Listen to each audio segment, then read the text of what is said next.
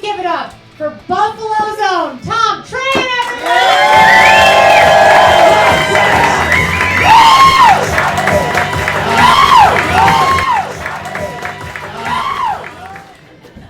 Buffalo, what's up, everybody? Give it up for Allie and John, first of all. Secondly, my nieces and nephews are here. A couple of ex-girlfriends and children. So this is going to be a super awkward show. You two are going to need therapy at the end of this night. This is fantastic. Thank you guys for coming out. Thank you for being here. Thank you for saving both days of summer for me. What's that old saying we have? You don't like the weather? Wait 10 minutes. No, I don't want to wait 10 minutes. I can't deal with this schizophrenic weather like every ex-girlfriend I dated in Buffalo. I love you. I hate you. I want to make your babies. I want to eat your spleen. That's the weather in Buffalo. You know how I had to pack for this trip? Jeans, a nice shirt, a t-shirt, shorts, a parka, a rain jacket, hats, and gloves. That's how I packed to come home, because I don't know what the fuck's going to happen. I really, genuinely do not know. I forgot how much humidity is on the East Coast. I went for a run yesterday. Did you know Asians can get afros? Went for a run and looked like Jimmy Walker. I've been home for 48 hours. I have been to Anderson's twice. Yeah. Bocce's twice.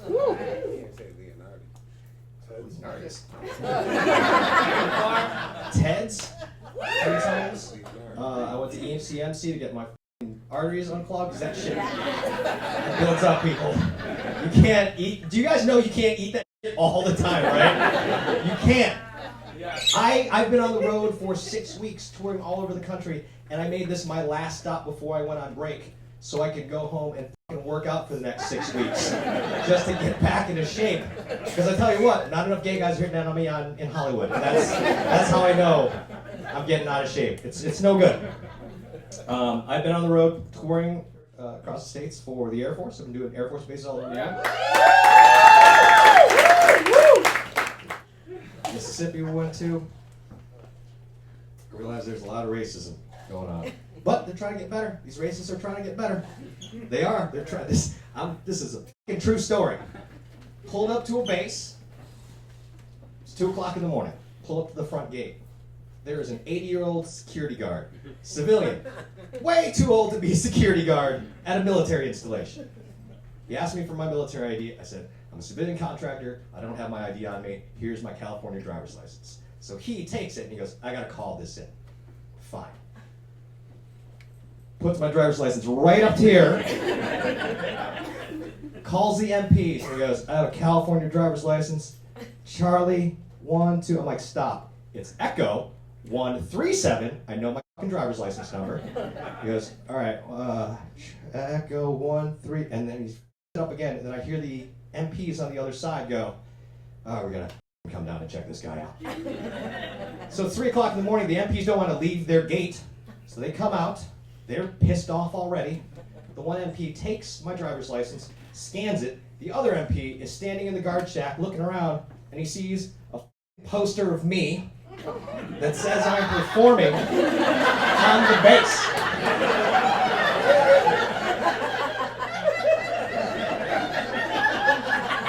And the MP goes like this.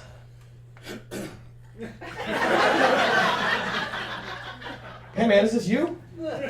Yeah, it's me. And then he says to the old security guard, you didn't think this guy looked like this guy? And to his credit, the MP goes, well, I didn't want to assume just because he was Asian. This is the one time you get to be racist. The one time. That would have been all right.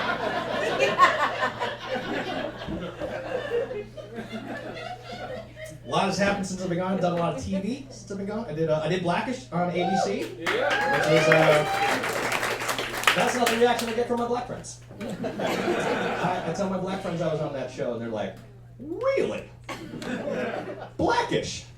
Not fresh off the boat? That seems like the more appropriate show. You know?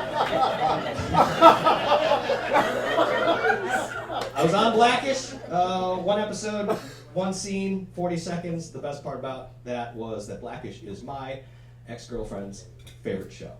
And I know that I ruined an entire show showing up for one episode. And I don't know if you know how that feels. It's amazing. And her husband was. First of all, because he's black. And husbands hate me. And it's so good, because I just, in my head, they're sitting on a couch, she sees me on TV, looks over and is like, I left him for you? What the f***? That's my dream. That's what's happening in my heart. She texted me too. She was like, really? You ruined my favorite show? Really? I'm like, well, now you know how Christmas 2012 felt.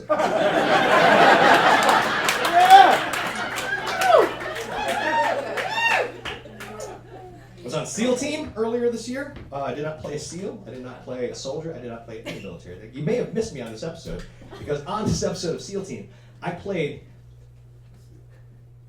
an Irish cable news broadcaster with this bullshit accent.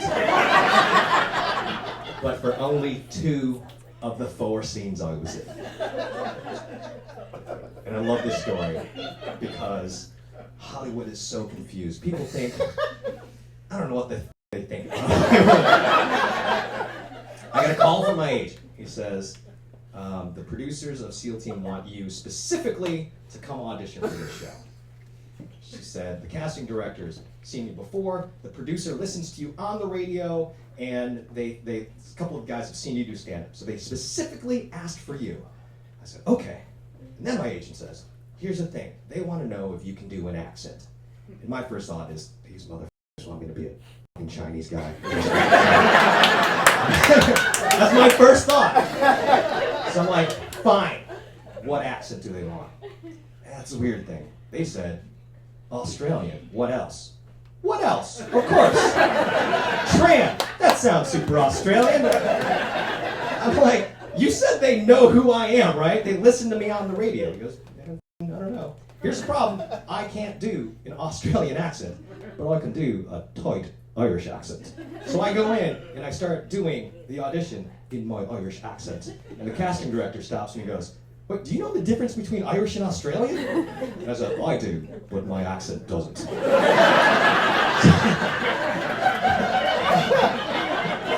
So I do the whole audition in this bullshit Irish accent. And I leave and I'm like, well, I blew that. There's no way I'm getting that at all. So I get home. My house is 6 minutes from CBS Studios. I pull into my driveway and I get a call from my agent. He goes, yeah, you booked it? I'm like, do they know the difference between us and Irish and Australian? So I get there, we shoot the scene, it's one day, and I go in, and I sit down, I'm at a green screen, cable news desk, I'm in a suit, and I start doing the lines in an Irish accent. Now, this is 3 pages of dialogue I've got to read as a newscaster with this accent.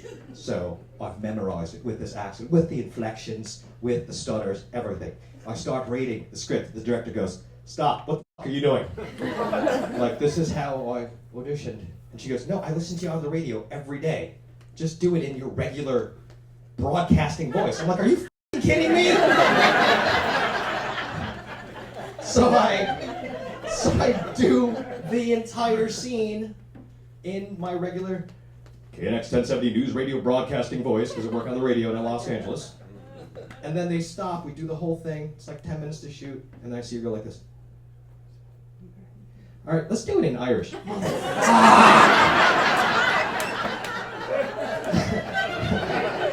So I do it. I do the whole thing in the Irish accent again. The guy holding my cue cards is from fucking Dublin.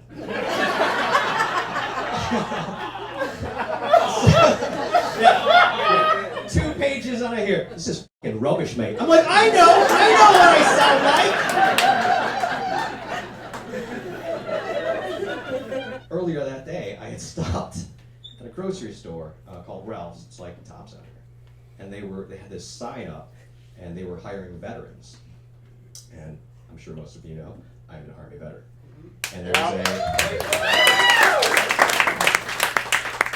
It was a billboard and said Ralph's is hiring veterans, and it was a guy in an army uniform, staff sergeant, Asian dude, and I walked by and I went, I don't remember taking this picture.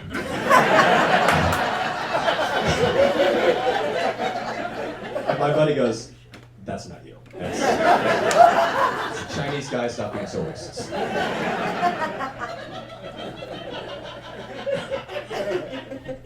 I'm going back to LA tomorrow. I have a couple auditions I gotta do next week. I got offered a role in a zombie movie. My agent called and he goes, they want you to be in a zombie movie, you get to play. And I said, stop, you had me at zombie movie. Because spoilers for The Walking Dead, Glenn is gone, so I need to be the sole Asian representation in zombie movies from now on. I hope I eat a bitch. I don't know. I'm not even a zombie. I'm supposed to be like the CDC director or something like that. I was like, can I be a zombie? And can I marry a hot white chick? Because that'd be awesome. We did a show on Netflix this year, my group, the GIs of Comedy, on Netflix. It's a show called Larry Charles' Dangerous World of Comedy, and it came out in February-ish. And the thing about when I show up on TV, I will, like, my friends will see it, and they will call me. They'll be like, hey, I saw you on TV. You must be balling the out of control. That's not how Hollywood works. Like, somebody saw me on SEAL Team, and my friend was like, you must be at strip clubs making it rain. I don't have strip club making it rain money. I have extra guacamole and El Pollo Loco money. That's Here's a problem. There's a website called CelebrityNetWorth.com. Yeah. You go to this website, and you type in the celebrity's name. They will tell you how much this person is worth. So I did it. I tried it. I put in my name. I showed up. So immediately, I knew this website was bull. Because it thinks I'm a celebrity. Excuse me, miss, can you do me a favor? Tell me how much this website says I'm worth as of today. 8 million. This website says I have $8 million. $8 million it says I have. And that's only wrong by $8 million. That's how much that is worth. I'm not broke. I don't want to give you that idea. I have some money. I have a little bit of money, but only because I don't have children. Nope. I don't have children because I do have a strong pull-out game. 10 years in the Army, I don't know how I don't have a bunch of mini trans running around. But frankly, I'm very honest with you. I can't have kids. I got 9 nieces and nephews. Every time I see them, tell me how shitty of a father I would be. Like, they don't say it. They're like, hey, don't have kids. They don't say that. But they do things to make me think, I shouldn't have children. I'll give you an example. This is a true story. My sister can vouch for this. Last time I was home, I was hanging out with Zoe, the youngest. And my sister says, why don't you help Zoe with her math homework while I make dinner? Nothing will make you feel dumber as an adult than looking at a first grader's homework and going, I don't know how to do any of that. Right. It's math. I should have been able to do it. Right? Couldn't. This was her homework. Legitimately her homework. 10 questions that said list the partners of 10. By the silence in the room, none of you know what that is. So this is what I said. I said partners of 10. Partners of 10. We can figure this out. Keep in mind, I have a college degree. I have led soldiers in combat, and I'm a television producer. And I said, partners of 10. Let me figure this out. Partners of 10. Tens usually hang out with other tens, compose like they can compose.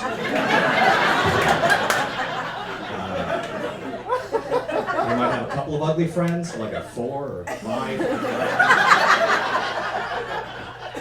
Right, Agnes, Bertha, and Kelly. So, So my 7-year-old niece goes to school with Agnes, Bertha, and Kelly written on her math homework.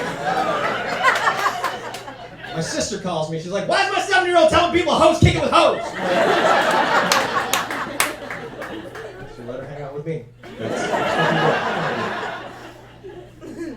And that's just the young one. That's the young one. I got bigger ones. And I set a terrible example for them. Terrible.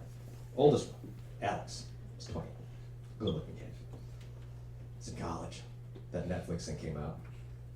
Calls me up. He goes, "Hey, I gotta tell you something." I'm like, "What's up, man?" You got me laid last night." "Excuse me, what?"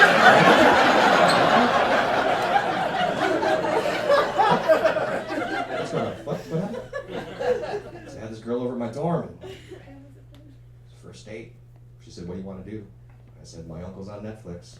7 minutes later, we're going to Pound Town.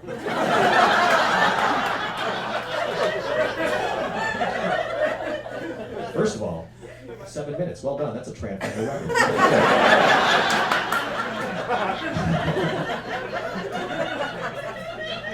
Secondly, Pound Town? Who the f*** taught you Pound Town? This is not 1971. I have 2 other nephews. One just posted a photo of him at his prom. And I looked at that photo. And I said, "Man, she is way the f*** out of your league. How did you do that?" And he goes, "I told you were verified on Instagram." What? What? Are you using my career to get laid? He's like, "Yeah." And I just like, "Hey man, look, I cannot tell you how proud I am at this moment. Adapt and overcome to the situation. Against all odds in your weird shaped body to get a girl that hot. Good for you. Thank God somebody's getting laid from my success. It ain't me." Oh my God.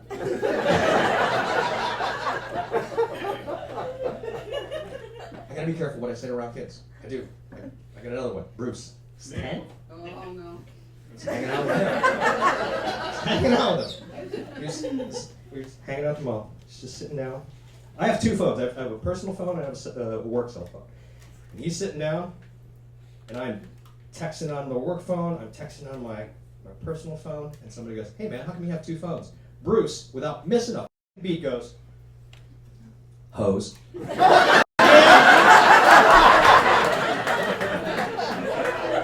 Blowing up my spot. What are you doing? Hose. And just takes a swig of his slushy. I'm like, you really need to stop hanging out.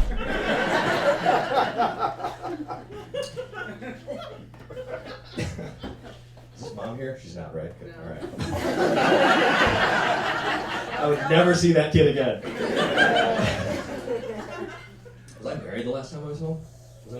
Yeah. Was I? Yeah. Am I married now? I don't even know. I haven't seen her like in 2 weeks. I really haven't. I don't. She's fine. I'm married. If those of you who don't know, I get married. Married the blondest, whitest woman on the planet. Yeah. Every day of our relationship, she has said some borderline racist right to my face. She doesn't mean to. She just opens her mouth and it just comes out. Like, we have 2 cats. She picked up one of our cats one day and she goes, "She's so cute, I could eat her." I'm like, "Nope, not in this house." That is a poor choice of words on your part. And it'd be weird if I said it, so.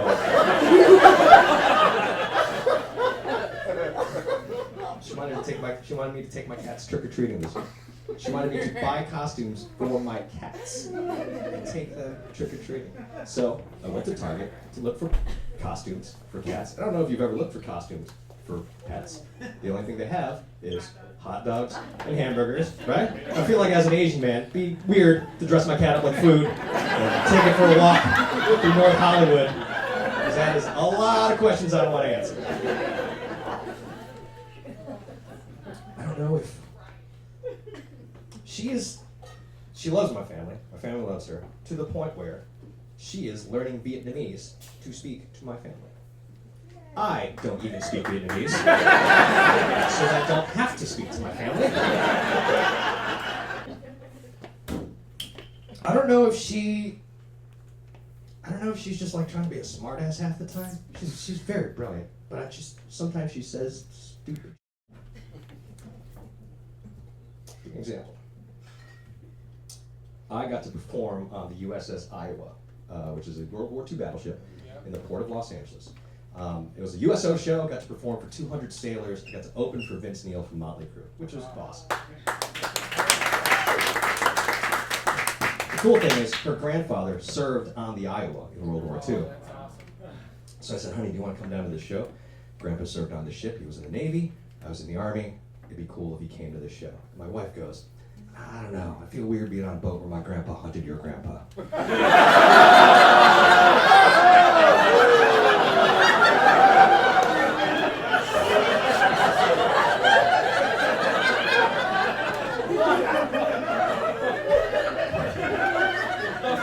First of all, that was World War II. So those were the Japanese. And I'm Vietnamese. And I feel like you should know that because we're married.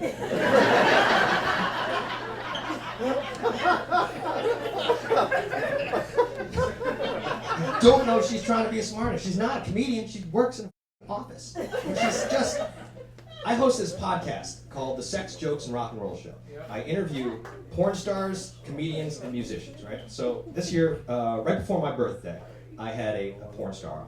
Very lovely lady, name's Lauren Phillips. Weirdly, a lot of my conversations with porn stars are deeply centered around their grandma's cake recipes, like 3 times now. It's very, it's off-putting, it's very weird.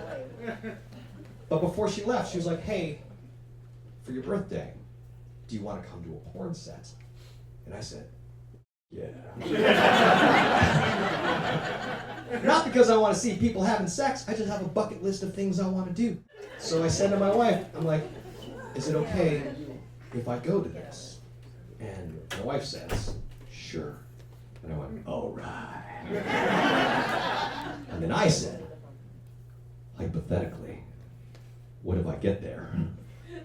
Hypothetically.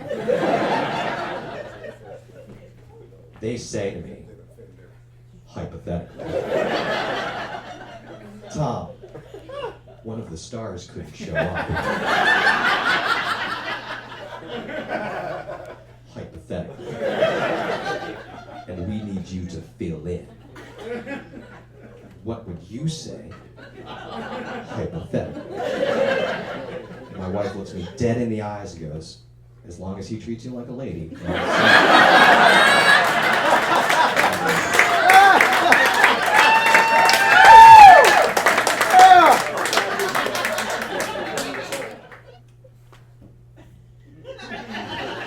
I literally can't remember what I'm doing next. I've been on tour for 6 weeks now. Is it 6 weeks? It's July? I've been on tour since like April. How many weeks is that? How many weeks are in a month? 6? Yeah, like 6? 4? I don't know anymore. I failed math twice. For real, I don't have a Regents diploma from St. Joe's because I failed math.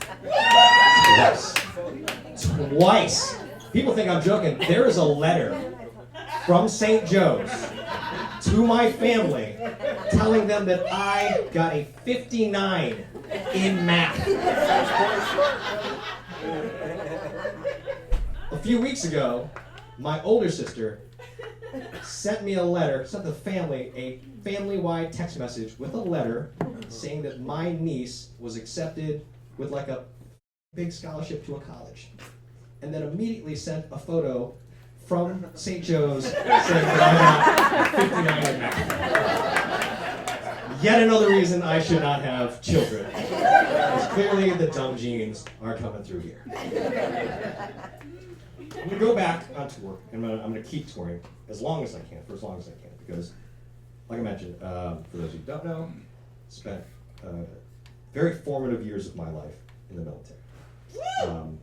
And I did it, like I said, because my parents came to the United States, gave up their entire lives to give us the opportunities that we have. My father was a prisoner of war in Vietnam for 3 years. When he escaped, if I've done the math correctly, I was conceived that night. And And then they Dee Dee Mao got the fuck out of Vietnam.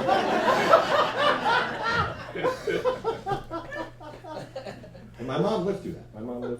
And when I joined the Army, my mom was super pissed. Because she said, I went through this with your father. Why are you making me go through this with you? I said, Dad fought for his country. This is the country that adopted us, and it's the least I could do is put the uniform on. And my mom got that. And then my dad sat me down, and he says, we are going to tell your mom you're a cook. We are not going to tell her you jump out of planes or any of this other bullshit you do. So we lied to my mom, told her I was a cook. Then when I graduated from jump school, my parents came down to Fort Benning to put the wings on me, and my mom looks at me and goes, how come cooks have to jump out of planes? Rangers gotta eat too, Mom. I don't know what to tell